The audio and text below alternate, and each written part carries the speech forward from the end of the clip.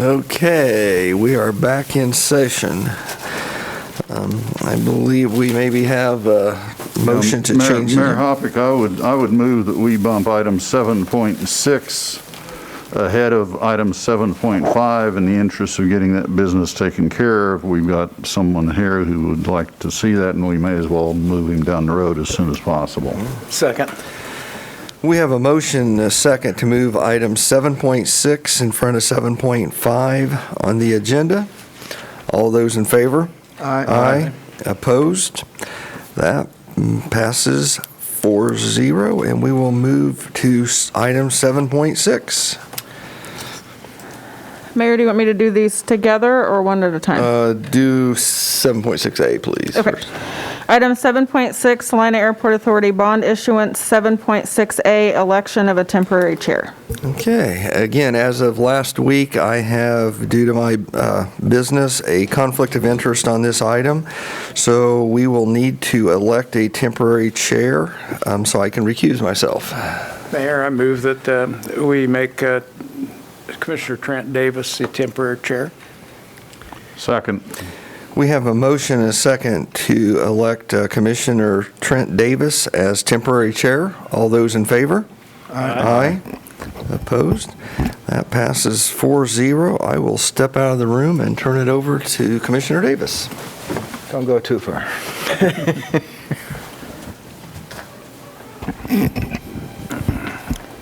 All right. Thank you. We can have the reading, 7.6B. Item 7.6B, second reading, ordinance number 20-11038, unconditionally approving the issuance of general obligation bonds by the Salina Airport Authority for the purpose of financing the cost of certain capital improvements located at the Salina Regional Airport and Airport Industrial Center. Okay, this ordinance was approved on first reading last week, and the change is that the amounts of total issuances to not exceed $2.2 million of just a Correct. slight typo difference between that was the two. caught in the conversation last week, but the revised document that you have, it reflects the 2.2. Right. And I guess the other change is last week I think we were referring to it as Project Rise, and now we know that it relates to the Schwann's project that you attended the announcement for this afternoon. That's true. That does look different. And there were any questions of the commissioners of staff? And no new developments from staff otherwise? Nope, none that I'm aware of. Tim Rogers is here from the Airport Authority if you had any questions for him or wanted additional details. Mr. Rogers. Commissioner Davis and members of the commission, probably it is good to report exactly this land acquisition is for land, critical parcels of property that's needed for the expansion of the Tony's Pizza Factory here in Salina, Kansas, as announced this afternoon. Part of the activity that has been occurring is that Governor Kelly informed me on her arrival at the Tony's Pizza Event Center that the state's the state's Finance Council gave final approval of the sale of the K-State Polytechnic Gymnasium, a critical piece of property in that area, to this Airport Authority. Then we will package that and then transfer that piece to the Schwann's company. Also, we will be receiving the negotiated contract with Pratt Industries for the properties. The gymnasium is about 5 acres, and the Pratt Industries property is about 17 acres. And that property will be, I'll have a contract for that probably in the next 48 hours, so we can proceed ahead with contracts on both parcels and then bundle that with approximately 9 acres of Airport Authority property that's being donated at no cost to the Schwann's company. So they have the campus and everything they need to proceed ahead with this this construction project. And that's the rest of the details that are available to share with you and the viewers today. Good news, good news, good Very news. good news. Any other questions? Thank you for the update.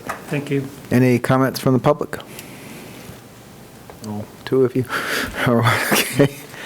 In that case, we'll bring this back to the commission for action. Commissioner Davis, I move we approve ordinance number 211038 on second reading. Second. It's been moved and seconded to approve ordinance number 20-11038 on second reading. Vote by roll call, please. Commissioner Franz? Yes. Aye. Commissioner Ryan? Aye. Temporary Chair Davis? Aye. Motion carries 3-0. And we will proceed on to item 7.5. If you can ask the mayor to come back in. Thank you, Mr. Rogers. Good day.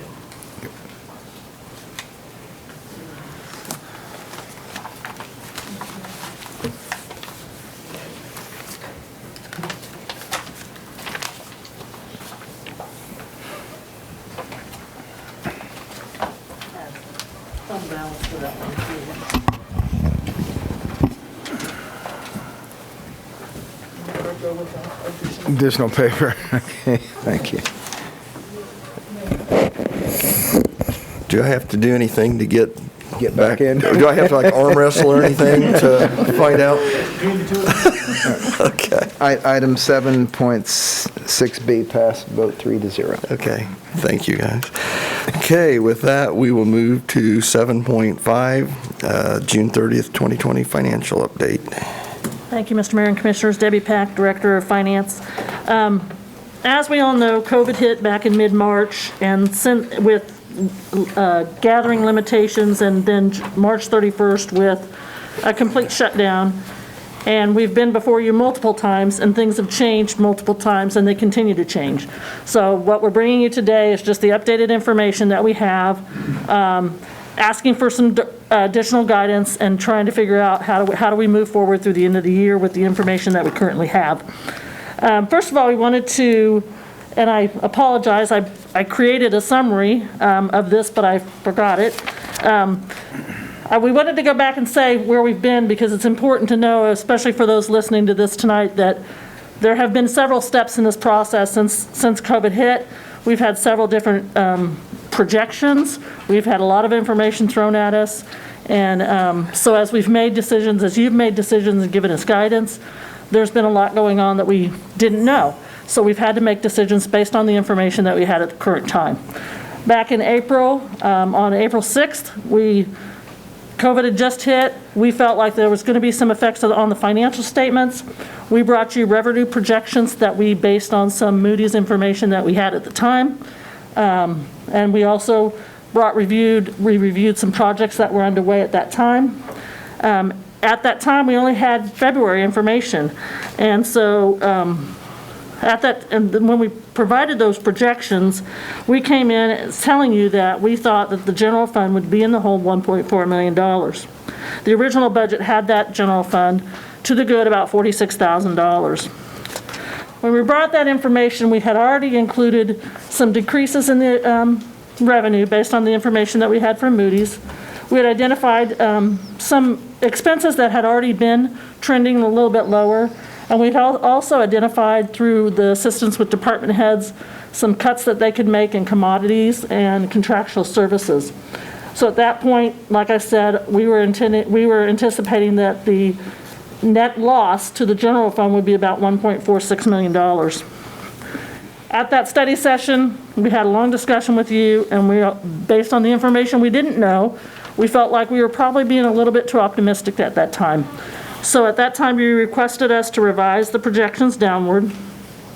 You also asked us to identify some additional expenditure reductions. You requested that we try to maintain reserves, and that we provide you with additional scenarios for a 30, 60, and a 90-day stay-at-home, because of course at that time we had no idea what was going to happen. At that time, projections did include that we would not hire part-time staff for the rest of the year, but they did not include any of the personnel reductions that we anticipated that may come later in the year. We came back on April 13th, still using the February actual information. We again revised projections down. We provided you that 30, 60, 90-day scenario based on the fact that we felt like revenues were going to be significantly impacted if we were in a stay-at-home order, and especially if we were in a stay-at-home order over a long period of time. We provided additional expenditure reductions in commodities, contractual service, and capital outlay after we again asked departments to review those items. Projections at that point still did not include personnel because that was the last step we wanted to take.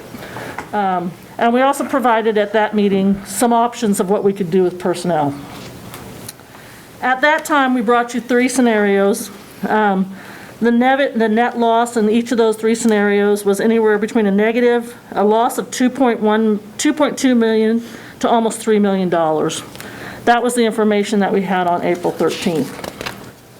At that time, we had already included savings of part-time staff of $850,000, some savings on salaries based on the actual information that we had received. We assumed that we would not have part-time mowers, Kenwood Cove would not have part-time staff, the field house would be closed, the museum staff would be limited to full-time staff, and rec program would be discontinued for the remainder of 2020. We did recognize that we were trending with some savings in health and work comp at that time. Capital outlay, we had, departments had identified about $176,000 in savings. At that meeting, we provided those 3 projections from 2.2 to $3 million. We also provided you for a sales tax projection, which showed that they were probably going to come into the positive, and we anticipated that we could possibly use those savings in sales tax to offset the loss in the general fund. At that study session, your feedback to us was put together a personnel plan to help fill the gap. So we did. We came back on April 20th, study session, and at that study session, after discussion with you and explanation of furloughs, work shares, multitude of other items that we were looking at, we put together a plan that would put some people on furlough, would put a significant amount of people on a 20% work share, and another percent of people on a 40% work share, and provided you with the original estimate of savings. We also included not doing longevity and a 10% reduction to executive staff after they came back from work share. That original projection of savings was about $1.9 million to the general fund. You gave us the feedback to implement that work plan. We adopted Resolution 207830, which gave the city manager a recommended emergency staffing plan for the remainder of 2020. I will note that work share plan did go in effect for most employees on May 4th. Some were delayed a week or so, and that work share plan has morphed into multiple things. As you know, throughout the last couple of months, we've put sanitation on, we've taken sanitation off, we've moved people in parks, we've done a lot of things with that work share program. So that savings continues to change as we make changes to that plan. Basically, then what we kind of decided, we need to sit and wait now and see what's going on. So in what we've provided you since then, we've provided March 2020 actuals with projections. Those all did include the projection for the reduction in the personnel for work share. We've provided the April 20th actuals with projections. We saw that sales tax receipts for May were higher than projected. The May 20th actuals with projections, we changed our scenarios from 30, 60 day, 90-day stay-at-homes to waves of COVID because we knew at that time that it wasn't going to be a continuing effect, but it could still be waves at that point. We had property projections that increased due to the receipts from May. Our sales tax for June were much higher than we projected. Our sales tax revenue we increased due to the June receipts received. We also changed the EMS projection downward because we saw a decline in those receipts. Now with the June 2020 actuals, we've provided a new scenario, and we'll look at each of these. In this new scenario, we've taken what we've collected in sales tax to date, and rather than try to project those based on shortfalls in specific industry avenues, we've taken what we actually collected in 2019 for the remainder of the year and applied that to the sales tax projection. We've also closed the Lambert's TIF since that time, so we estimated an amount that we'll be getting from that Lambert's TIF. We've received our sales tax receipts for July, which were higher than we originally projected with the May sales. And the sales tax projection was increased due to that July receipts received. In our June projections that we've provided you in this packet, we have added back longevity to the personnel projection. So basically on 5/11, we had the March 2020 actuals. We still had the stay-at-home orders. At that time, with the personnel savings, we were anticipating that the general fund deficit was going to be anywhere from $229,000 to a little over $1 million. And then on slide 15, we showed exactly what was included in there, the savings on the work share, the savings on capital, all of the commodities and contractual services that we had previously projected. From that feedback from the March actuals, you basically gave us the instruction, stay the course until July sales tax. Let's see what those numbers are, and when those are available, we'll come back, and that's where we are basically today. We have provided you since then the April actual numbers. Those projections did change the net deficit in the general fund a little bit, from $189,000 at the best case scenario to a little over $984,000 in the worst case scenario. And in May, when we provided actual data, we got into the three waves. At that point, with projections, we were seeing that the general fund had turned around and could be anywhere from $1.2 million to the positive to $748,000 to the positive. This is all with sales tax. The big numbers that are changing in here are sales tax receipts. When we went into shutdown, we assumed that we were going to have very low sales tax collections. They did not come in that way, so that's why these projections are changing. Today, we have sales tax data through July. As you can see from this graph on slide number 19, the sales tax, city's portion of the sales tax is down from July of 2019. It's down approximately 4.10%. However, the year-to-date collection for sales tax is down 0.48%, so it's kind of leveling off. The use tax collection through July was also down compared to last July. However, on slide 22, you can see that it was down 8.25%, but for the year, that amount is up 12.12%. The one thing I wanted to mention on this is, because we've been getting this information a month apart, it's hard to track where are we going. So what I did was I looked at the total amount in May, when we got May sales tax, which was March sales. We were still up year-to-date 2.3%. When we got June, which was April sales tax, we were now up 1.6%. In July, when we got sales tax, which was for May sales, we're now up 0.65% in total. That's sales tax and use tax. So as you can see, that's trending down, but we're still above where we were before. But I think that's important to note that number is trending a little bit down. As I mentioned earlier, the projection approach that we've taken in the past is we had a 30, 60, 90-day stay-at-home. We switched that to 1, 2, and 3 waves. We based that projection on a percentage of sales tax collected as compared to the average of the prior 3 years. And we based those percentages on the data that we were getting from Moody's or someplace like that, and what we felt like we were going to increase or decrease. For example, in one wave, we had our lows in March, or April, when we were stay-at-home, and we didn't go back to low again. In a 2 wave, we were low in April, and then again later in the year, we had a low that based to cover that second wave, and again with the third one. And the new projection, with the June financial update, we've added the assumption is that the sales tax receipts to date, plus the sales tax that we received in 2019 for the months to come, so for August, September, October, November, December, we added those together and got a final number for sales tax for 2020. That makes some assumptions that our levels for 2020 are going to be the same that they were for 2019.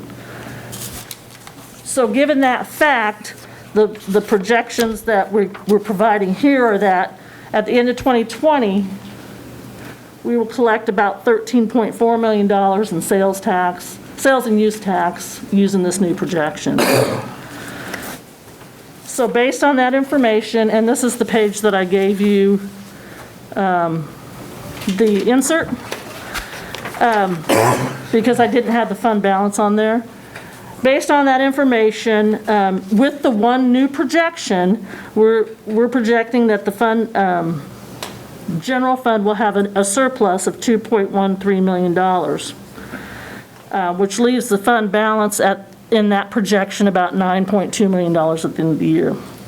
I did provide, however, on the same sheet, what those numbers would have looked like if we would have stayed in the old format, just for your information, because we don't know.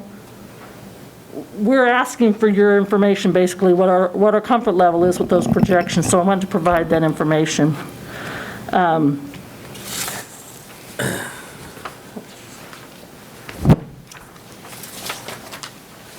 So based on the new projection, this next slide gives us a monthly cumulative, as we've shown before, when we're going to go either negative or stay positive, and it shows at the end of the year. Once again, our collections will go down, so we'll have some negative months, but overall we'll have a positive general fund surplus at the end of the year of a little over $2 million. So then we wanted to show, just to be consistent with where we are today, based on what we projected that number to be back on April 13th. And as you recall, on April 13th, we had not implemented, this is revenues, but you'll see on the expenditure side, we had not implemented some of the measures that we put in place. So as of June, we actually collected $28.5 million in revenues, and our 30-day stay-at-home projection was $27.6 million. Our 60-day was $27.6, a little under, and our 90-day was $27.5 million. So as you can see, we've collected a little over $1 million more than what our lowest projection was at that time. And that mainly comes in property tax and sales tax. As you can see, EMS is still falling behind what we had originally projected. On the expense side, we had projected at June, our June actuals are about $10.9 million. In our 30-day stay-at-home, we had projected $8.1 million. Our 60-day was $8.078 million, and our 90-day was $8.028. I think you're reading the net income line. Oh, sorry. $17 million, you're right. Okay. I thought, this doesn't make sense. Yeah. $17 million in expenses to actual. Our projections were $19.5 million across the board, because those weren't changing based on how long we were provided. So as you can see, our expenditures are lower than we were projecting at that time also. Now, at 4/13, had we implemented the staff reductions yet? No. Okay, We so that had was we had implemented the part-time, but not the furlough full-time, and not work the share. cost sharing not implemented. That's Okay. correct. That's correct. So in summary, based on the June numbers, our year-to-date actuals for property tax are up about $489,000. Our sales tax year-to-date are ahead of our projections about $1 million. Our EMS is below projections by about $188,000. And on the expense side, our personnel services are below year-to-date projections by about $236,000. They're below on commodities at about $193,000. below projections on contractual by about $400,000, and below projections of about $221,000 on capital outlay. There's still a lot of unknown. We've seen this slide before, it hasn't changed. A couple of things have changed. President Trump just signed an executive order possibly extending the $600 to $400. I don't know if that's going to happen or not, but that's what we know at this point. But I think the important thing to remember is that there's been a lot of temporary things put into place to help deal with COVID, and I think it's important to know that those things are going to go away at some point. So I think we don't want to lose sight of, once this all goes away, what happens to our economy. Unemployment benefits, we don't know what they're going to be based on the executive order that came out. We don't know if there's going to be an additional economic stimulus. We haven't seen the effect of business closures, travel patterns or restrictions. Spending patterns could change drastically if that $600 goes away. Inventory available local businesses. And another thing that we think is going to have a high impact on both our employers and our employees is the school function, how that's going to affect people's ability to work and therefore their ability to get their full paycheck. A couple of questions that I wanted to answer that you've asked before is where do we stand as far as unemployment? June 2019, we were at 3% in Saline County. June 2020, we're at 6.6%. Current COVID cases, and this changes daily, Saline County had 367, deaths of 5. I think I looked at the unemployment data, and it's kind of interesting to see month to month. It actually spiked at about 10 or 11% in like May or June. Mm-hmm. And then it's dropped to well, it must have been May, and then it's dropped below that again. Right. So we are seeing it come down a little bit. It went up quite a bit, and then it came down. Right, right. There's a lot going on as far as funding and expenses that we still don't have certainty with. Based on the results of the transient guest tax, there may be an additional transfer to TPAC. As you've probably seen further in this presentation, at this point, we don't anticipate that happening, but we're going on projections still for revenue, so that may come into effect.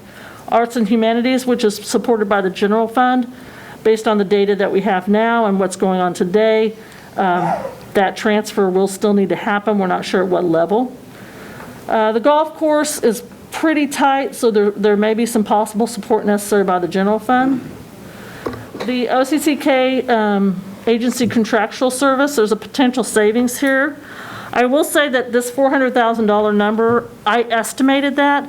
I have not gotten a confirmation from them.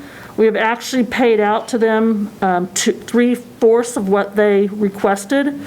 So at this point, we have a balance of $202,923 that we still owe them. So I'm not sure exactly how that's all going to play out, because what I did was I just took how they applied it to the 2021 budget and applied it to the 2020 budget to see if I could come up with some number. Can I interject some questions here? Because this slide, I had a lot of questions on. Yep. OCCK, when we were talking to them, they did reference about a $400,000 savings this year in their presentation. But it was a little hard for me to understand exactly what they were getting at, because he kept referring to, we're going to give that to you as a credit, as if it's not real money we're going to get. And I'm not sure what he meant by that. Does any of the staff know what that means? No, and when I looked at that today, that's why I looked at what we'd paid him, because I thought the same thing. Why are we being submitted with invoices if you're not going to request that money? And I guess if I might continue, and speaking from memory, I didn't go back and look, but he talked about a new building that they were doing, mm-hmm. and that we were going to be responsible for a part of that expense. And I think what he might have been saying was, we're just not going to bill you for that part of your expense. we'll issue that as a credit against your contract this year. So he's going to use money we've given him for operations and basically move that in effect into the building expense. I believe he actually said that they're experiencing cost overruns Yes. on that project, and so they were hopeful that these funds could be used to offset that cost But we have overrun. not approved that. No, that that was, request hasn't yeah. come in. So, You know, did we approve the building? Yes, we approved to Previously. share $233,000 but as a no, match to not that the building. overrun. It was a match towards KDOT funding for the Okay. building. So the but- building was approved in last year's budget? Yes. Correct. Okay, and that was, I wasn't clear. At a maximum amount of $233,000. So- And Mike's so- correct, he mentioned that that project may come in higher than they anticipated, and that he had hoped that he could use some of this additional savings. And that's probably what he to means as offset that credit. So this project. 400,000 is kind of Right. loose? Yes, So yes, it's that's like- the point I wanted to make. It'll be a decision point you have to make in the future. Okay. Yeah. Is it, I'm just trying to think that through, because they're being paid 100%, so should we, I mean, I'm just talking out loud, should we be making a demand?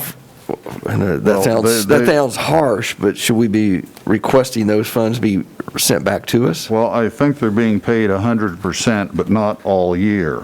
It was my Correct. understanding. It started mid-year sometime. Correct. It's the last 6 months of the year, and it's Okay. not, And then half of 2021 also, Yes. wasn't it? correct. Yes, Yes. it was 12 months, and half was in 2020 and half in Right. 2021. So we should get basically half of our contribution back unless we allow them to apply it to the building. And it's not exactly Overrun. half, because there's some, in their Yeah. budget, there are some line items that KDOT does not Does pay not pay for. and so that's why I applied that thinking to the 2020 budget request that they gave us to come up with that estimated $400,000. And I think that's about what he said at that point. We had approved $811,000, almost $812,000 in funding for As I recall, 2020. something like 387 or 389,000, I think is the number he threw out at the study session. Okay. Okay. So that's something we'll need to follow up with them based on your direction, how to follow up with him on. The CARES grant, we're notified that the Spark Committee did approve us for funding for the first round. However, that still needs to go to County Commission, which is going to be considered tomorrow, and it still has to be approved by the state. So that number, while we believe is a good number, is not in stone yet. Okay, and that number those- is not included in the fund balance None of these projection. numbers are included in the projection Okay, that I so just gave these you. are These are basically outside of- upside and downside from the base we're talking about. That's Okay. correct. That's correct. The $380,000 in the second round, it appears that part of that has been approved by the Spark Committee. Is that how I'm reading this, Jacob? But again, that has to go to the County Commission and to the state for approval. And one clarification there, the first round truly was reimbursement. The second round included reimbursement and anticipated expenses. So as an example, hardware and software for employees to be able to work from home, that, if that's funded, that's a new expense that would offset whatever we receive in the way of And revenue. that's what the citizen was referring to earlier in the comments and citizen comments. As they'd been watching that, and I forgot who said that. but And not to yeah. get too sidetracked, but the cost increase that they're asking about for computer technology relates to licenses and fees of software.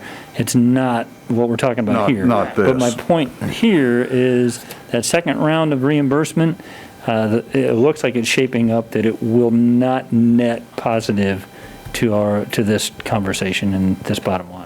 If we receive any funding, it'll be attributable to expenses we haven't budgeted. To either. future expenses. Right. So we could basically put that as zero. And we. Yeah, that's correct. And we Correct. would not make those expenses otherwise. Correct. They are COVID-related requests that we submitted for their consideration. Okay. So I'm going to put that as So a that zero. that then. 380,000 is a net neutral. So that's really A net a zero, zero. zero. Yeah, Right. okay. The next item is a Lamberth refund of excess funds. We do have funds on account at Security Bank. That's being closed out as we speak. We should be receiving those funds in the next week or so. We anticipate that the city's portion of those funds would be about $110,000. And then what we wanted to present to you was the number that we could project that would be the cost to return employees to full-time staff, so that you had the basis to make some decisions as far as how we go forward, how we move forward with this information. So staff recommendations, we recommend that we continue to work under the revised budget for the commodities, contractual services, and capital outlay that departments have kind of committed to from the beginning. We would recommend that we look at each project by project review, as we've been doing since COVID began. For personnel, we've already added back the longevity costs, but we would recommend that we formally take that off the table and pay those following as we would normally do. Exec pay, that we do not reduce the 10% salaries once those executive staff come back from work share. We're recommending that we develop a plan to discontinue work share and furloughs.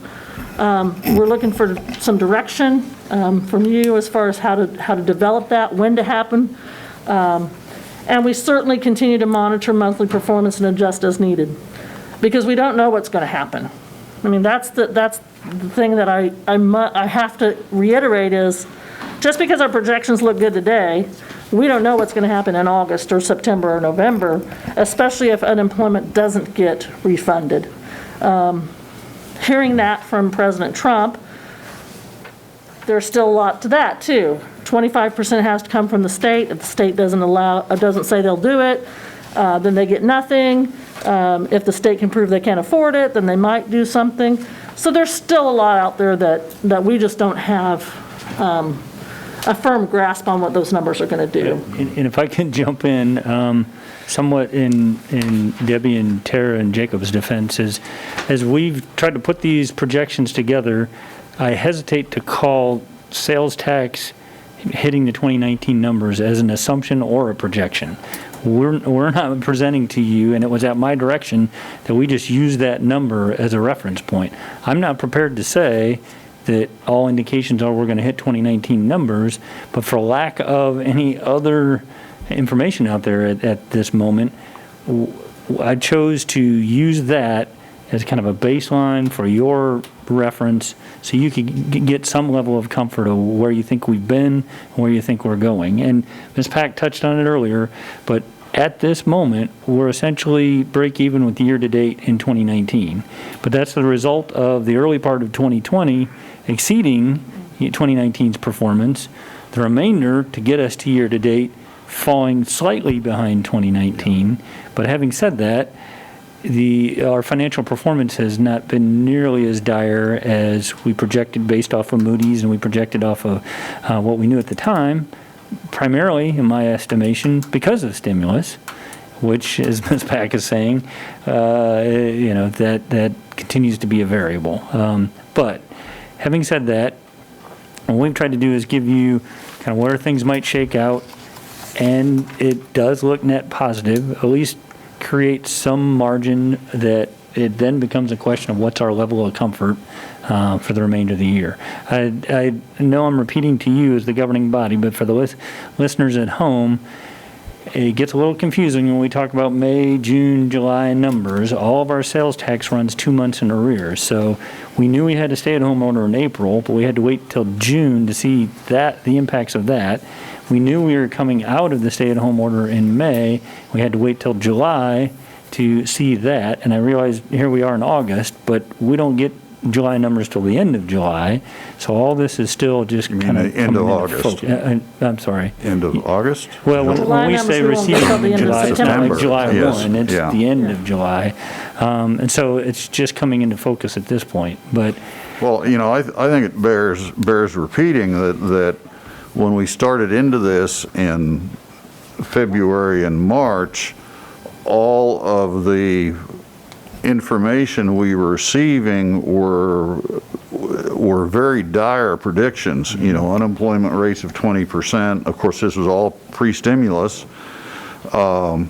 Huge drops in sales taxes and so on. And I think it's pretty clear that when the stimulus money came came our way, both the $1,200, whoever got that, and the $600 a week unemployment, plus the PPP money and a variety of other things, have all had an effect on keeping more people employed than might have been the case otherwise, and of blunting the effect of that unemployment. So our sales taxes have not taken the sort of dive that we anticipated. And it's easy to sit here in the chair today and look back and say, well, we kind of overreacted on that one, but everybody that I could see was saying the outlook's dire, and Moody's is still predicting long-term fairly significant challenges in credit and financial markets. 2021, because even if some of these things do continue through the end of the year, when they go away, people will not be prepared. If I could add a couple of things, regardless of the stimulus, people were home for a month, and Moody's anticipated increased sales tax activity for groceries and home improvements. We factored that into our projections as well. The other retail sectors, restaurants in particular, didn't perform as poorly as had been projected. And I'm still, if you look at groceries and restaurants, there's a net increase of spending in both of those categories. I would have expected an offset in some way. Auto sales performed better than expected, and there's some conversation about the ability to backfill inventory and whether that'll be an issue. And then the other thing that I would tell you is on the revenue projection side, we sat down and prior to COVID, we spent time trying to build the analytics that Ms. Pack described, going back and looking at our historical averages by revenue source over multiple years and coming up with a month-by-month performance so that we could monitor our financial performance on a month-by-month basis. We then tried to apply the Moody's projections and what we knew, and now most recently, as we prepared these revenue projections, we went back in each one of those revenue categories and looked at them. A lot of those are I'm very pleased with how accurate some of those have been.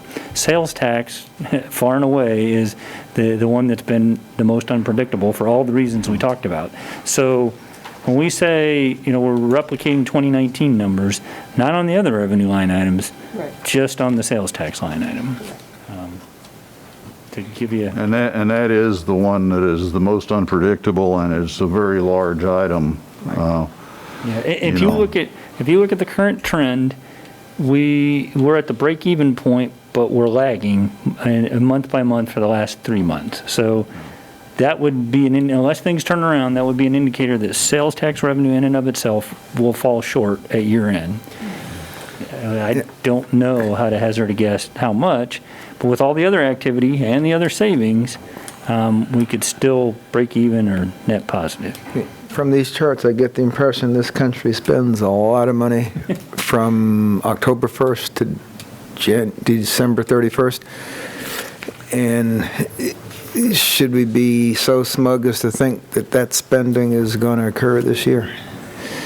Once again, in April. I mean, when you compare it to last year, because the football associated revenues, sale tax bars will probably be down. The Christmas shopping will probably be down. And I have a feeling a lot of people who are buying stuff bought it when they had, if they were relying on stimulus money, they bought it. And they're out. It's very difficult to get your head around it. In April, none of the stimulus money was in anyone's pocket that I know of. That's true. The $1,200 and the $600 a month didn't come into effect till late in that cycle. Yet the numbers held. I think the unemployment rate being at 6.6% helps us compared to the rest of the country. And I also believe the PPP money is gone, and the fact that we still see our unemployment rates at those lower levels, I would think might hold for the rest of the year because of that. One of my concerns that we haven't touched on is I could see some reduction in property taxes being paid, and not so much on, and I think I've said this before, not so much on residential properties, but I think some of our larger commercial properties, the mall plus maybe some hoteliers that are fairly substantial dollars because of the lack of people that are traveling. I could see those falling behind. And that typically lags. That is not as immediate. The property taxes that are being paid today are. Right, but I'm thinking December. Right, Those are well, or December. even into next year. Yeah, and into 2021. next year, yeah. 2021, it might have an effect. So those are, at least the December ones, I could see the first half of 2020 taxes being a little shy of where we're used to seeing.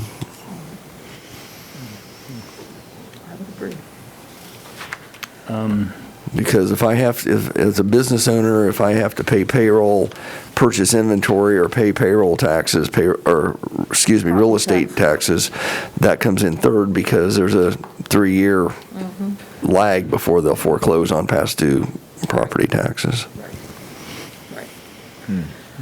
The other thing that I wanted to mention is Ms. Pack touched on the cost savings in commodities, contractual services, and capital outlay.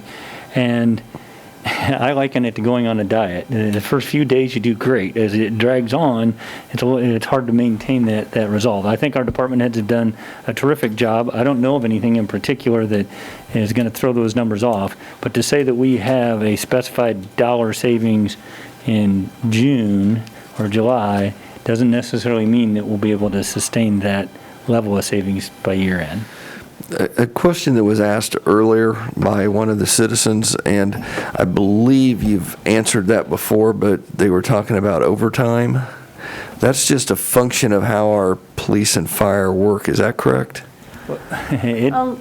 Large majority of on the fire side is. The police, as you know, this year implemented a new schedule.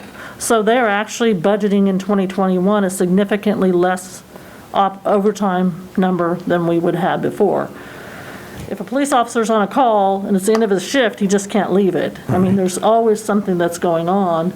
It's a lot easier for me as an administrative department head to manage that than it is for somebody on the street like that. Snowstorms. But we're staffed better on the police department. We have been, which should reduce The police department's been saying for a long overtime. time that staffing levels, and number one, staffing levels prevented them from going to 410s. And when they reached a sufficient staffing level, they were able to do that, which then kind of addressed the other issue that Ms. Pack mentioned. They can be scheduled for an 8-hour, they can build some time at the end of their schedule in to complete their reports rather than complete their shift and then be on overtime to complete the reports. They've done it long enough to realize, to see that they've got significant savings. We've already budgeted that. Fire department, it's everything from emergency transfers with the ambulance service to staffing levels as well. We have more vacancies in the fire department right now than we've had in a long, long time.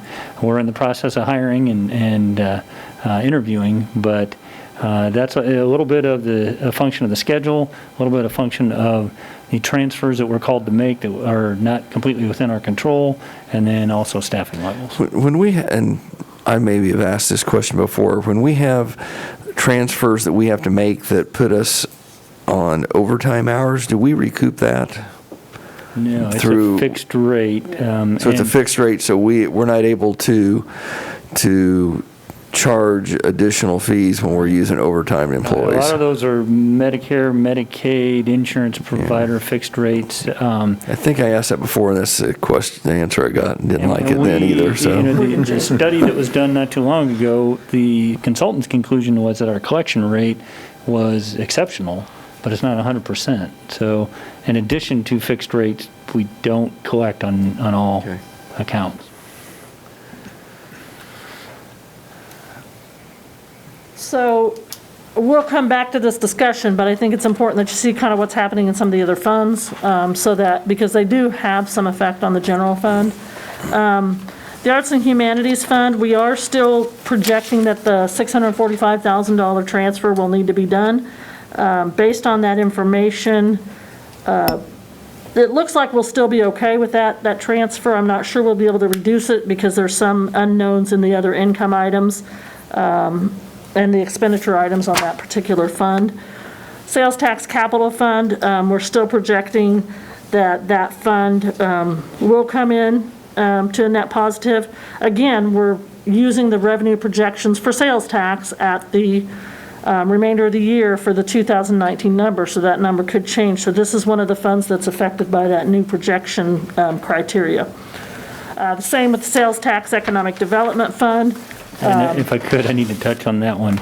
As part of the Schwann's commitment, there's a $650,000 expenditure out of this fund, combined with just our ongoing commitments to SDI and Salina Community Economic Development Organization. We are basically at break even at this point. We've had conversations previously about the downtown facade program as well as childcare. This fund will not support all of that. The commitment to that matching funds for the grant has drawn this balance down considerably. That's correct. That's not reflected in this number.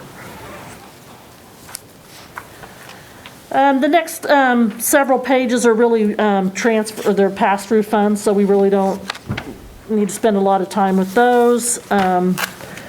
For special parks, special alcohol, special gas tax, on slide 39. We are anticipating still that this fund will not collect as much as it's budgeted to spend. Now, whether they spend all that money with the reduced staffing, that's a different question, but it does have a significant fund balance that can be utilized if that becomes necessary. This is another one of the other taxes. The gas tax, so it's a really unknown number at this point whether that projection is going to come in as anticipated. Yeah, it looked like on the sales tax stuff, the one industry that was hit fairly significantly was the lodging industries, and that was down quite significantly, and that I've got to think that's got to show in the gas tax eventually. Mm-hmm. Yep. The next two, neighborhood park and TPEC. TPEC, we did reduce our revenue projections and we reduced our budget, our expenditure projection based on the information that we were provided by TPEC. You will still see we do have the basketball floor still in here. We know that was kind of put on hold, so that number may not come as negative as we would anticipate it to come. However, it does have a little bit of a fund balance to cushion that. Sanitation, we really haven't changed much of the projections on those other than the salary savings. We did reduce a little bit of the revenues based on what we were seeing with the water customers, but don't anticipate that to have a significant effect on the fund. Solid waste fund. Again, the reductions in this are based on the information that we did earlier as far as the project reductions and the reductions of staff for the furlough and work share. Golf course, this projection does include the savings from work share and furlough. And it does include some reduction in revenues based on the fact that they were closed for however many days. This fund is one that we're going to have to really keep an eye on because it does not have a very significant fund balance.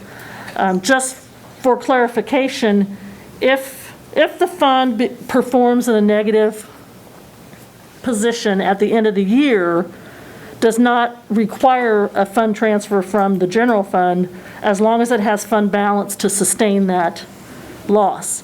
So this is one of those funds that has a pretty small fund balance, so any sway in that fund balance could require us we cannot leave a fund in a negative fund balance. So we'd have to transfer into those funds. Water and wastewater, the only projection change, we've made some changes to some of the projects on this fund, as well as the savings and the revenues based on the water and wastewater that we're seeing some significant, not significant, but higher than normal lag in collections. Workers' comp, we didn't really change anything in this other than, there's not much change in this fund balance. And then the health fund, we've looked at this one. We did not really do any changes to the projections as far as the revenues were concerned, well, I guess we did reduce those somewhat. Do you remember what that was based on? It was mostly based on reductions that the other funds were experiencing, so I carried those through to this fund. I think our budget number was carried over from the prior year too, and we're seeing less this year. Okay, so the reduction in the expenses and the revenues is about the same, so there's really not a net difference in what that projection is compared to what we were budgeting originally. I will say that we did do some analysis on claims throughout the year, or monthly claims for the past 4 or 5 years. There are some swings up and down. Typically, what I saw in those numbers were there was at least 1 month out of every year that was a peak, and we have not seen a peak in 2020. So I'm not sure exactly what's going on with there. I would add my observations over back to 2016 where we had spikes, 3 different spikes in the $200,000 to $400,000 range each. Right. So there's about 800,000 of fluctuation there. The other thing that I would add is the staff has sat down and tried to inventory what it would take to do a more detailed analysis, as well as take maybe a more systematic approach to monitoring this fund. We have a specialized consultant that we work with, and they'll be meeting with us later this month.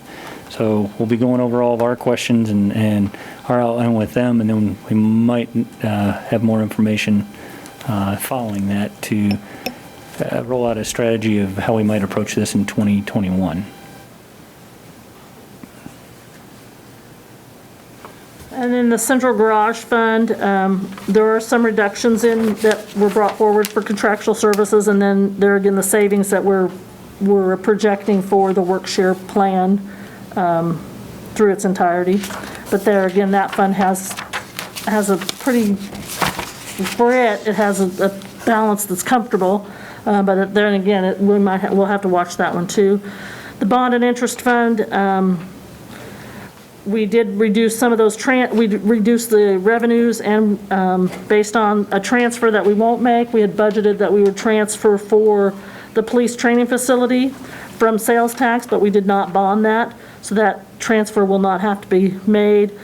We did reduce the projections for some of the revenues based on the information that we had early on in COVID, so that number still leaves that fund in a positive income at the end of the year. This chart just kind of provides you, I provided you earlier in the general fund, what we anticipated the cost would be to bring staff back full-time. We know that that's not only in the general fund, but it also affects every fund, so I wanted to provide that information. And that's what I did in this table. So that is not included in any of the numbers that we saw previous on these slides either. And if I could, I'd like to touch on 2 of those. Arts and Humanities recently has worked on securing a grant and has approached myself and Ms. Pack about demonstrating kind of a break even with those grant funds to bring staff back. So I recently authorized them proceeding with that in advance of kind of this whole conversation. But so you may see that Arts and Humanities staffing is picking back up, but that's as a direct result of grant funds secured. We've also had ongoing conversations with the golf course. They proposed an expanded schedule. By our rough math, the 27% of the rounds that are played are paid rounds compared to season membership holders. So when we tried to apply that math to the added tee times that the schedule would create, and an estimate of how many of those tee times would be utilized, it looks like it may generate about $1,000 more a week. So the margin of error is such that I'm not prepared to say it's really going to change the golf fund's balance, but I think I was comfortable enough that we could add those hours without running the risk of losing more money. So more in the interest of expanded hours, I approved that. I don't want to give you the impression that we're back to normal by any means. I think it added 40 or 50 tee times. But I wanted to make you aware of that as well. So that gets us to a lot of discussion. There's a big question here. What comfort level, as Mike mentioned earlier, how comfortable are we with that cushion that we've kind of thrown out? We have some ranges, that $2 million cushion to still not a lot. And with that comfort level, how do we want to approach the remainder of the year? Three things in particular, longevity, do we want to continue to pay that? We haven't done anything formally not to pay it. That's about $150,000. Exec staff salary reductions is about a $40,000 cost. And then a staffing plan. What do we want to do? Do we want to wait? Do we want to continue to stay on the work share and see how it flows out? Wait a little bit more time, see what happens. These are all things that we really need some direction on. And Part of the reason we went to the work share and stuff was because of the increased unemployment that helped keep our employees whole, and obviously Well, and what you have to remember is it did create for our employment, and for most of our employees up through July 25th, kind of a bonus. Right, well, yeah. Our plan was that we would take that number and we would carry it out until most staff, either we reached 26 weeks or staff became level. I mean, they used their excess and they were basically whole. What I will say is that does not take into consideration, if we don't stay forward with that plan, what it doesn't take into consideration is all those employees that didn't take advantage of that and don't have that. So that's just something to consider. But yes, that's the plan we did proceed with, was here's your excess, it'll take you this long to eat through that excess based on not getting that, and then at what point that brings you back. And that definitely is an equity issue. I'm not comfortable saying because of that principle, we need to prolong the discomfort and the scheduling challenges and the service level reductions. There's not a perfect solution here. We've been trying to pick our way through this for a long time. What I was going to say is I'll stick my neck out a little bit in terms of what we projected and the year-end projection of leading us to think that we could break even or come out ahead, combined with CARE funding, which we'll know more here pretty soon. But I think we have enough reason to believe that we've got some capacity there. I know your directive from the outset was you did not want to spend into reserves at all, and that kind of drove our fiscal conservatism in the approach that we took. But I think there's enough capacity in that projection and in the additional funding to absorb what shortfalls we might see for the remainder of 2019 in revenue, such that if you're so inclined, I don't think it would be imprudent if we said we want to bring staff back, come up with a staffing plan, and we want to proceed as Ms. Pax described on those other items. We certainly will have to continue to monitor it. If we get another wave, if we get some financial downturn, we're going to have to revisit all of this, but all indications at the moment look much more favorable than what we originally projected. I'm just going to, how much water in the sponge is there still to be squeezed out if 2021 really starts off bad? Well, we've said all along that we're going to have to monitor in anticipation of January 1 of 2021. If we have reason, if things fall off between now and year end, we're going to have to revisit the 2020 budget and the 2021 budget. So we would be back to doing for 2021 what we had to do for this year. Correct. Potentially. And potentially without the manna from heaven that we received this year to help us out. Mm-hmm. You know, I look at it from the standpoint of we set out with not wanting to dip into reserves very much, but we were starting at that point with something like $7 million. And we were hesitant because we didn't know where this was going. If this was going to be a 1 year, 2 year, 5 year, we didn't know about federal stimulus. We had all of these dire protections. And what we did worked clearly. We are now looking at a year in fund balance, if you take in some of the stuff that we're not certain about, of about $10 million, which is pretty good. And I think we have an obligation to try to return service levels to a more normal level, given that result. And then we just have to monitor it. And if next March it's going south again, if we have another 30 or 60-day shutdown, hopefully not, we'll obviously have to revisit this. But we have, a couple of $1 million we did not have, and I know that sales tax is still tailing off a little bit, and that might continue for some time. But it's not at such a number that it... I think we're in a position to where if we continue to crunch down and not provide services, we're kind of like Scrooge, not to offend Mr. Dickens, but it's kind of like we're just keeping it because we can. I think we need to try to return to a more normal level of services, and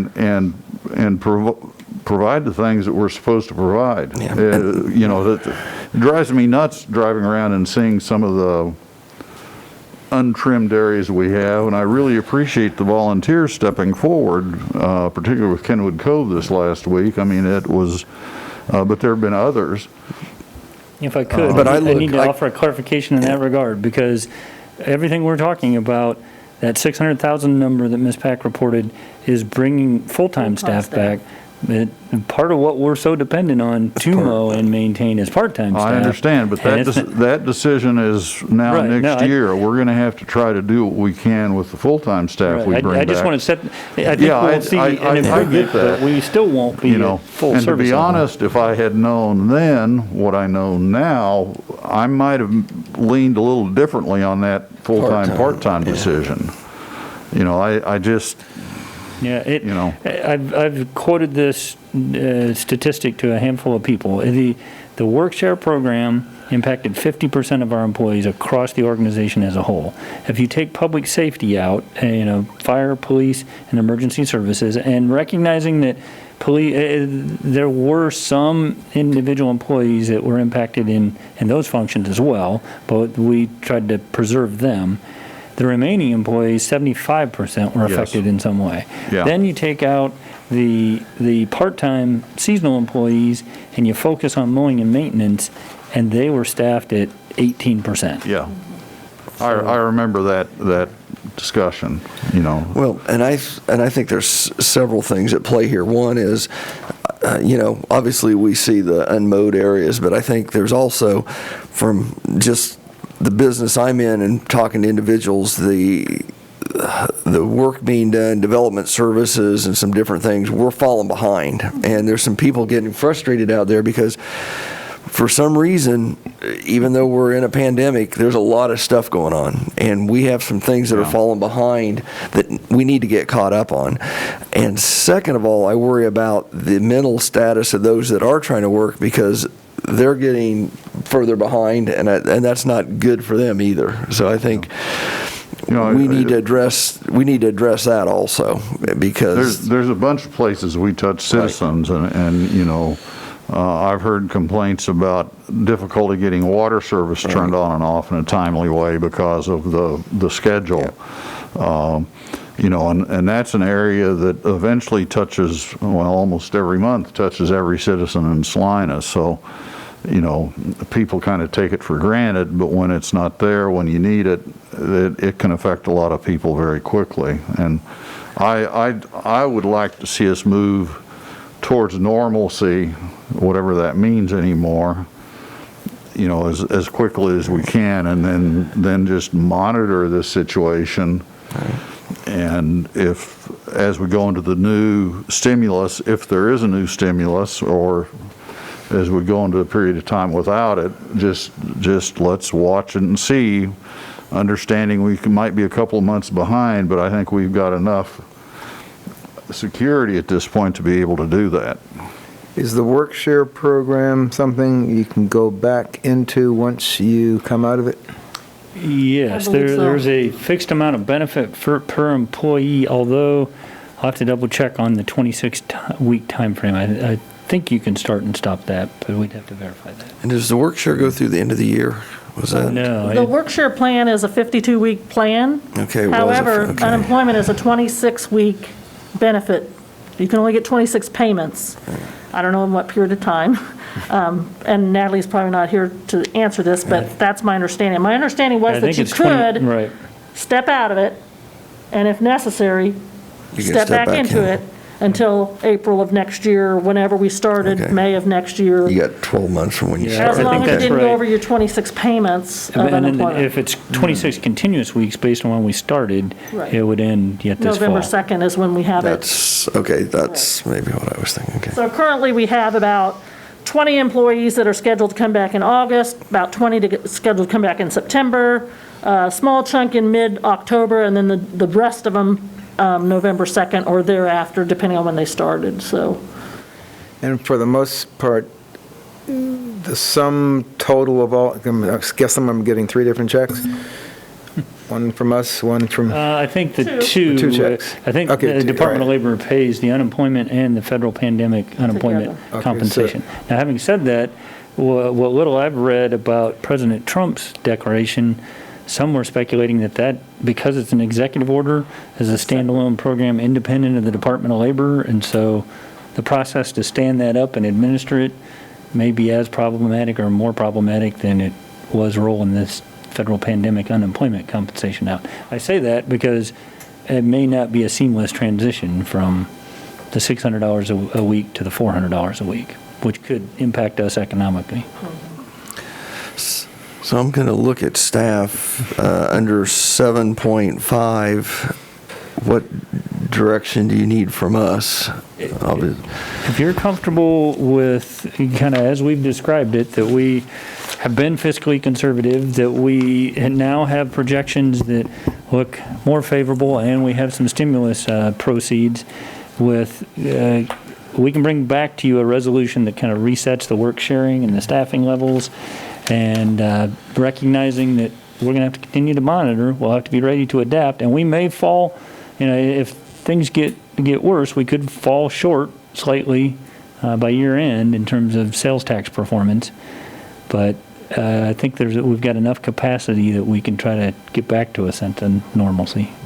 Commissioner Ryan, you have, Read that resolution, and I think it gives you the authority to make changes to the work share, so as long as we may or may not have to come back with a resolution is the only point I wanted to make. I think Commissioner Franz and the mayor summed up my feelings. I think we need to get back to normal, just at least at our service levels for the public as an organization as quick as we can. So, and, in whatever practical fashion. We predicted there would be waves of this COVID if it would happen to come back on us. I personally feel it'll be much less than it was the last time.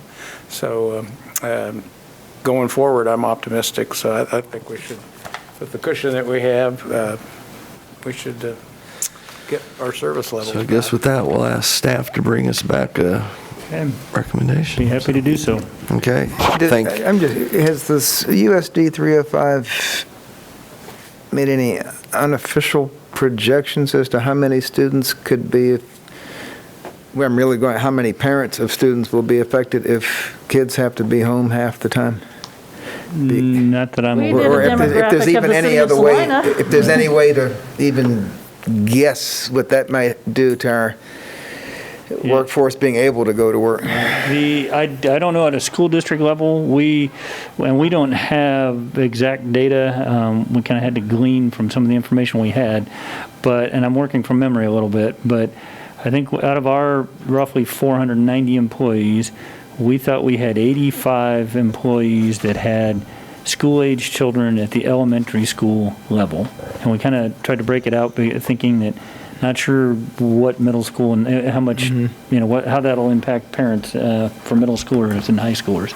If you then factor in middle school age, we estimated there were about 115 of our employees that were impacted.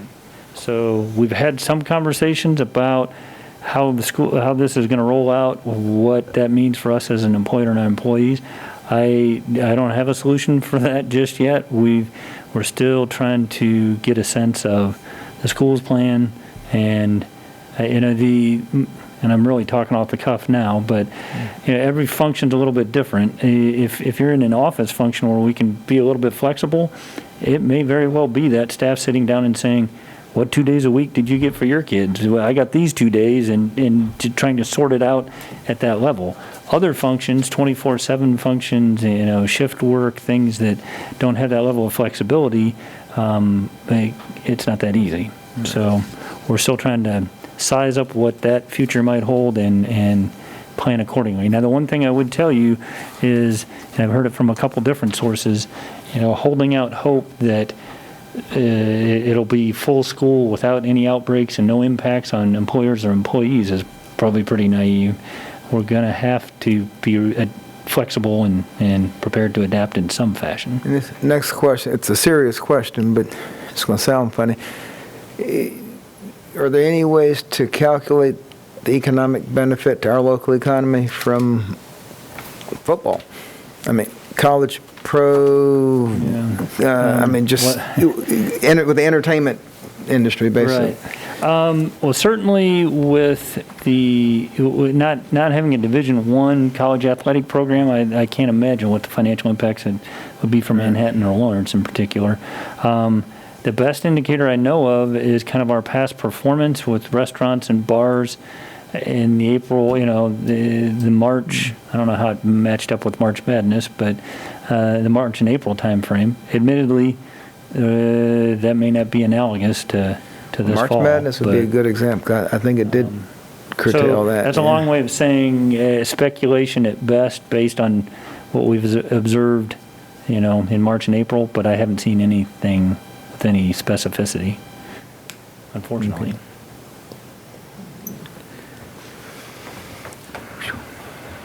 Okay, well, with that, it looks like we need to move to 5.1A. Yeah. 5.1A, first reading ordinance number 20-11035, adopting and appropriating the 2021 annual budget.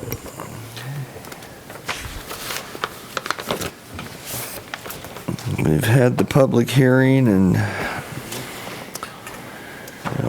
we bring it back before the commission. I suppose maybe we're back to the staff report step. Which if that helps. we've heard. Which you've heard, yeah. and if you want to pick up that deliberation, I'm going to put Ms. Pack on the spot just a little bit between her and Tara and Jacob, but if it's helpful at all, I think it might be useful just to quantify the dollar value of the mill rate increase, so you have a sense of that, as well as a percentage of the general fund budget, what we're talking about. I have my math, but I don't know that I'm... Calculated this somewhere, just have to find it. I believe the number was $443,000 to the general fund. Is the value of the mill levy increase.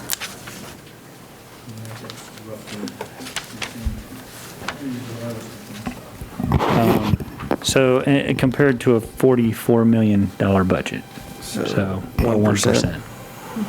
That'd be about one.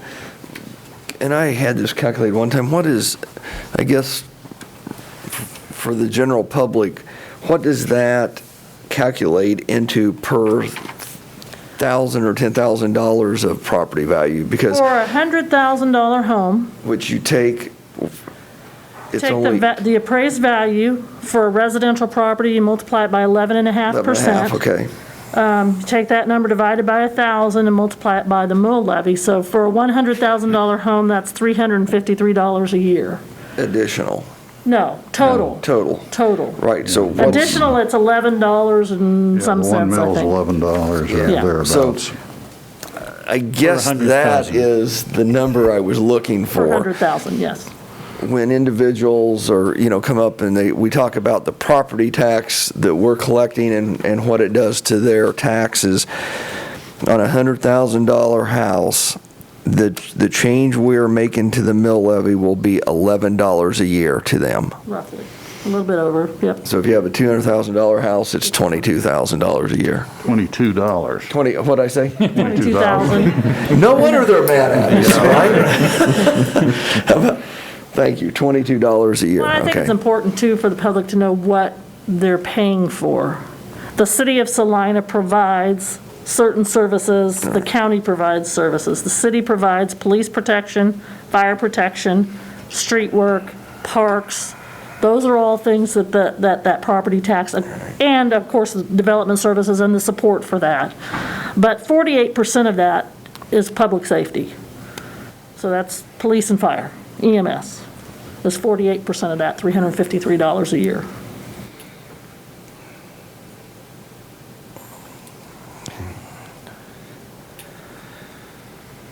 And I know we talked about before where that leaves the city as far as compared to other cities. I think the numbers we had before was that ranked us in, by the rate at about number 10. And so what I did also was 10 from the lowest, not the 10 highest. from the lowest, yes, 10th Okay. lowest.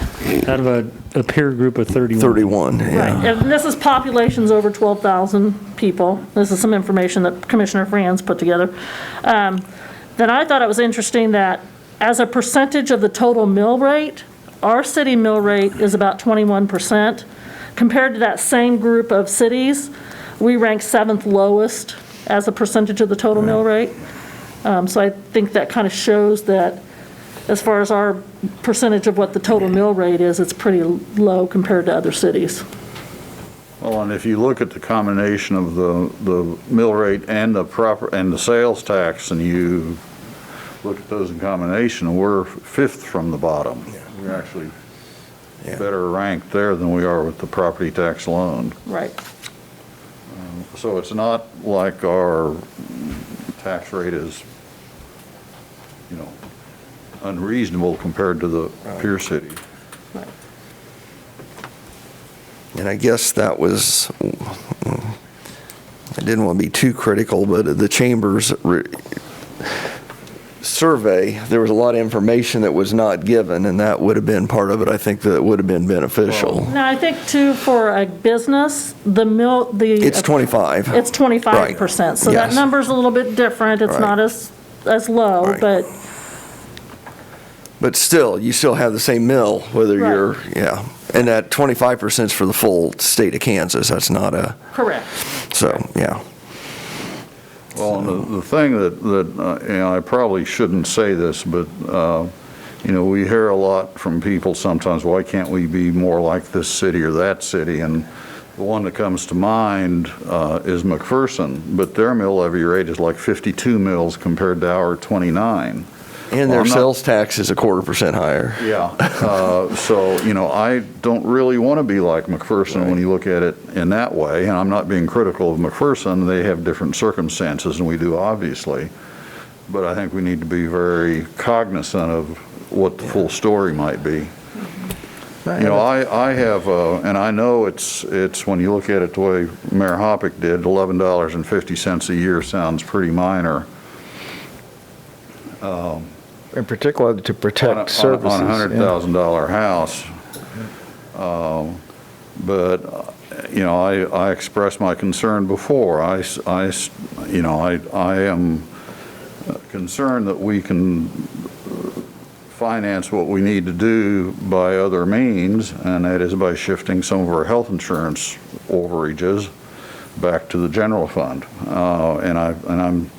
I still stand on that, and I think the message we send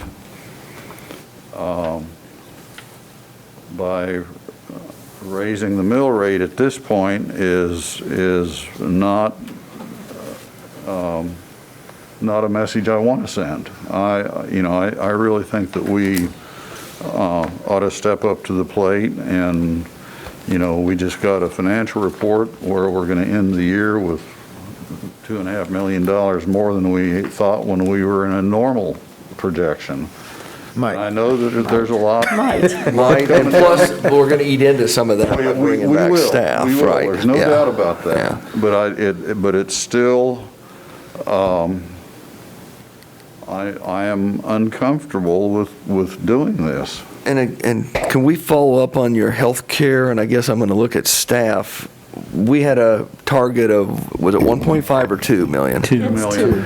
And we're projecting that balance to be 2.9. 2.9. You know, Is- and I get that there are uncertainties in that. That's why there's $2 million there. You know, I've read a variety of things since our last discussion, a lot of which comes from SHRM, which is the Society for Human Resource Management, and they're quoting some pretty big boys in the risk management industry, Willis and Gallagher. Willis owns the Willis Tower in Chicago, which used to be the Sears Tower. I mean, they're multinational billion-dollar companies in risk management. And some of the things that they're saying is, you know, Willis is saying with a 1% infection rate, employer costs, they expect to decline between 1 and 4%. And that's because people are deferring what they call elective surgeries and so on, and that more than offsets the increased costs related to COVID-related costs. Furthermore, Gallagher says that of those people who defer, only about half of them actually follow up and get the surgery done at a later date so that it doesn't all come back. They said at a 20% infection rate, costs may rise as much as 3%. Now, to me, you know, I look at this in relation to everything else, and I'm just thinking, you know, do we really need an extra 900,000 or an extra $1 million there based on, you know, a fear that there's going to be an increased risk? And I have trouble accepting that. Well, if you don't get those sick people, you made out like a bandit. Because two things, you know, medical literature says we're heading for a big crisis in the next 2 years because of all this deferred maintenance. The cancer rate's going to go up, or advanced cancer is going to go up, the heart disease. So sooner or later, we're going to have to pay that bill. These guys discussed that is one of the potential side effects of not getting elective care done. Right. And again, we're on the hook for any expense up to, I think, what's it, $400,000 where our stopgap? Start with 450, it's somewhere around there. 5? I was thinking 450, but I don't know for sure. So, you know, 3 people sick in the ICU with this for a couple of months and And we don't have a goodbye $1 stop, million. and we don't have a stopgap on prescription meds. We do not? No. And they have been going up. So I'm not going to disagree. You know, we've talked about the health fund balance. The difficulty is we've yet to be able to analyze it in any way to get a sense of how it functions and how to better manage it. And so I've committed to you before, and I remain committed to trying to take a more systematic approach. I'm reluctant to, you know, last year we tried to discontinue, pull back, and steer those savings to the general fund, and that worked for a couple of months, but not nearly as long as we thought that it would, and we had to kind of abandon that approach.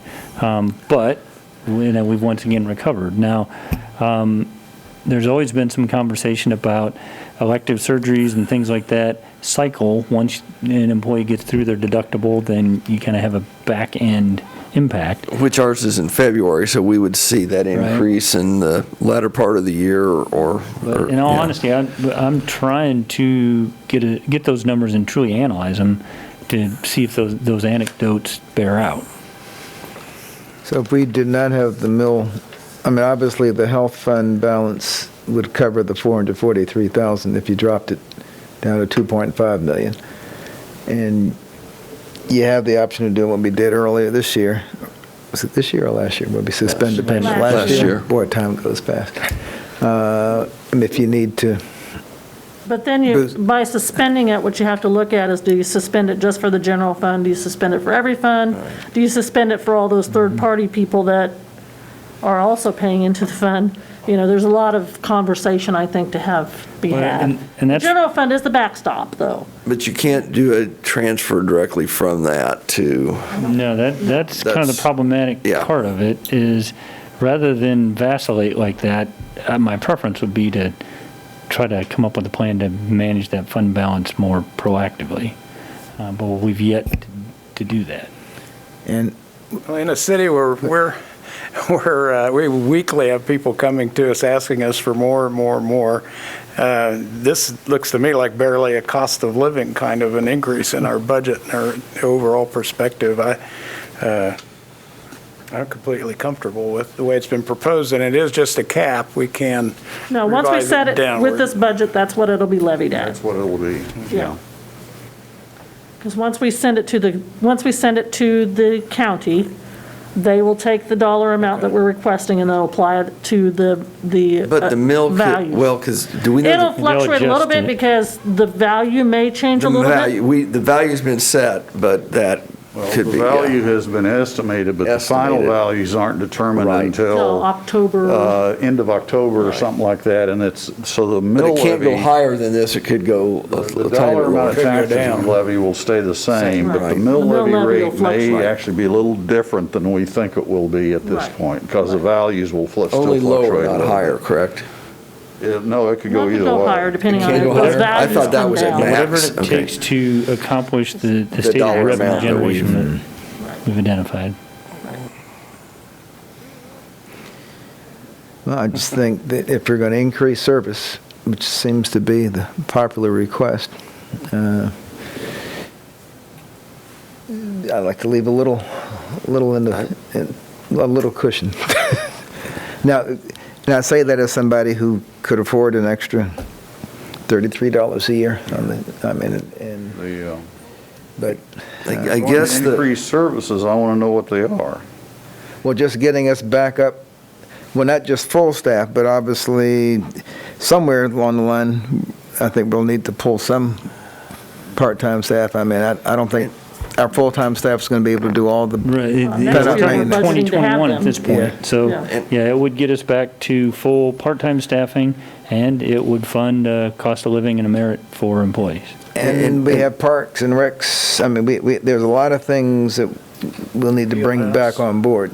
But when we bring our people back on board with the resolution next week, we're doing that this year, that doesn't have any effect at all on this budget, because it's set at a baseline. The budget for next year is not set at our reduced level, it was set at a normal 2019, 2020 level. So it really that doesn't come into play. Now, what might come into play is if there are future losses related to COVID, if that kind of eats away at us, but that's part of the reason we got that fund balance there. And it's part of the reason we can make, adjustments again if we have to. Yeah, and you're correct. Fund balance allows us to absorb fluctuations. Part of it, and right or wrong, the way we've been budgeting for years is to identify operational expenses and year-to-year expenses, and then kind of back into whether we can afford cost of living and merit raises. And so we did that once again this year. That's not really my personal preference, but it's kind of how we ended up putting the budget together. So what we told you is if you want to fund COLAs and merits, that can't be supported at the current levels, and so this in part funds that. yeah, as we move forward, I think a couple things. One, try to figure out a way to manage the health care, because it seems like we've had this discussion every year I've been on the commission. Two, I don't know how we do that, whether we look at right-sizing the organization. I think you and I have talked about that, Mike, and how we do that, I don't know. But the problem we have is if we're looking at giving raises to employees, is the increase in our sales tax right now doesn't support that. And so the only way we can do what we do now for employees is through the property tax, through the mill levy. And I don't, know how else we, I think long-term, you're exactly right. If we try to, the sales tax is only, about 40% of the general fund, something like that. And if we try to rely on the increase in sales tax to fund all of our normal increases of 100% of our budget, that doesn't work long-term. And we've struggled for years. We've moved all of our general fund capital into the sales tax now, which in my opinion is a mistake. You're absolutely right. Long-term, we have to accept increases in the property tax. That's just because of, inflationary increases in the sales tax just don't match right. our total expense, or there has to be some other adjustments. Right. As the mayor mentioned, we didn't do strategic planning this year. As I looked into that, both in terms of facilitators and what the topics might be, I think that conversation about what is our financial performance, what if any growth do we see in our revenue, then also fits with right-sizing the organization, right-sizing our debt, right-sizing our fleet. We've had multiple conversations about not being able to keep up with fleet maintenance, and we're just kind of chasing our tail. But there's a balance to be struck there. It can't come with annual property tax increases ad nauseum. And I guess my feeling is that's a bigger question than we're dealing with here. This year, we can fund the employee increases without a property tax increase by simply utilizing the excess money in the health insurance allocation. And we can still meet the financial goals of that fund by ending up with a $2 million balance, and apparently our general fund, at least at this point, looks like it's doing okay. So, I don't know. Like I said before, I think I'm arguing by myself down here.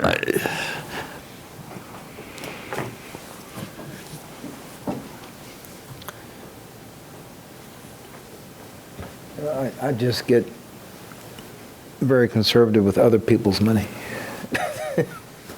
In my own, I'd spend a little more widely, but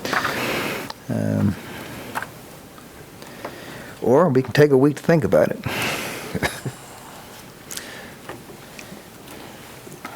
If we were to take Commissioner Franz's suggestion, how would we handle that with the health insurance again?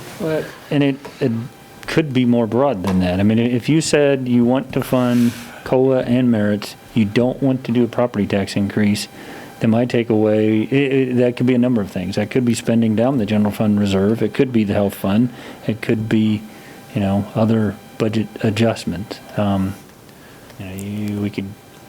Again, I know we have that buffer in the general fund and it looks really good, but not knowing what 2021 brings, I really get nervous about not having some cushion there, and I hope I'm wrong. And maybe next, maybe at next year when we're having this discussion, we say, okay, our fund balance is considerably more than we had anticipated. We've done everything we wanted. We have a good idea of what COVID-19 has done to us, and I'd feel a little better. The one thing we wanted to do is protect that general fund balance, and we've done that, and I understand we're a little bit better off than we thought, but not knowing what 2021 could bring, would we have some flexibility not reducing staff again and continue to give services to the community by doing this? I don't have a crystal ball that tells me for sure. Yeah, I don't either,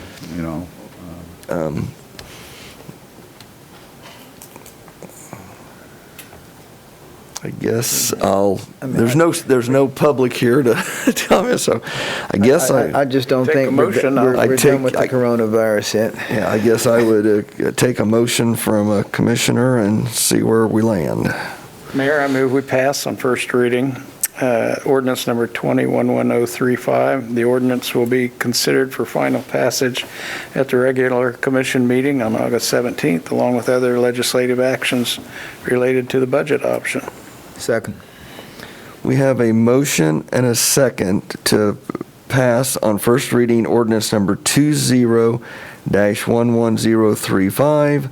Ordinance will be considered for final passage at a regular commission meeting on August 17th. Okay, all those in favor? Aye. Opposed? Nay. That passes 3-1, so. Thank you, gentlemen. That was a good discussion, and it's not an easy one to have, but I appreciate everyone's input on that, so. Okay, we have no development business. Is there any other business come before the commission? Just as a matter of fact, we have not taken affirmative action on the recommendations in the, They're going to bring that back to us. That's coming back. Direction to bring back a plan, a Yes, staffing plan. Bring back That'll a be staffing Brett. plan and a revised budget.